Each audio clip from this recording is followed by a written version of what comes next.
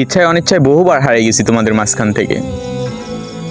তোমাদের ছাড়া থাকতে আসলেই ভালো লাগে না, সত্যি বলতেছি, মন থেকে বলতেছি, তোমাদের ছাড়া থাকতে একটুও ভালো লাগে না। তোমরা নিশ্চয়ই আমাকে ভুলে গেছো, কিন্তু আমি বদমাইশ তোমাদের এখনো ভুলি নাই।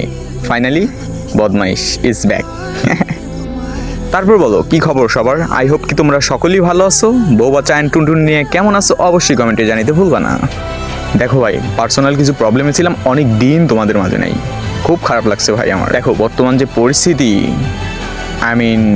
বলতে পারো যুগ জামানা সব কিছু চেঞ্জ হয়ে গেছে, পুরাই আতঙ্কের মধ্যে আছি আমরা। দেখো সোশ্যাল সাইটগুলো ডাস্টবিনের মতো নোংরা হয়ে গেছে, আর অপরদিকে শোক বয়ে যাওয়া জুলাইয়ের কথা কি বলবো। তারপরেও ভাই সব কিছুর মাঝখান থেকে আল্লাহ তাআলা আমাদের সুস্থ রেখেছে, ফর এভরিথিং আলহামদুলিল্লাহ, মাস্ট শুকরিয়া আদায় করতেই হবে। আর পার্সোনাল প্রবলেমের কথা কি বলবো, সবার লাইফেই পার্সোনাল প্রবলেম আছে আছে ভাই। ধরো যে তোমাদের কোনো প্রবলেম হয়েছে, কারোর সাথে শেয়ার করতে পারলা, বিষয়টা ইজিলি হয়ে গেল, হালকা হইতে পারলা।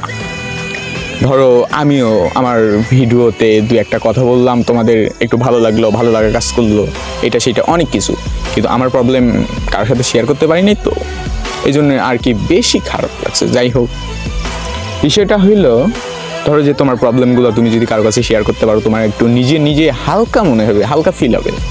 আর দিন শেষে যারা বেশি বুঝে তারাই কিন্তু বেশি ভুল করে, এটা হয়েছে আমার ক্ষেত্রে। যাই হোক ভাই, দিন শেষে আমরা ছেলে মানুষ, আমাদের আসলে ভেঙে বললে চলবে না। যত প্রবলেমই থাক, প্রবলেমগুলো সলভ করার ট্রাই করতে হবে, আর সব কিছু ছেড়ে দিয়ে অল টাইম হাসি খুশি থাকতে হবে। মানে ভাই 10 কথার এক কথা, কোনো সময় ভাই পিছন দিকে তাকানো যাবে না।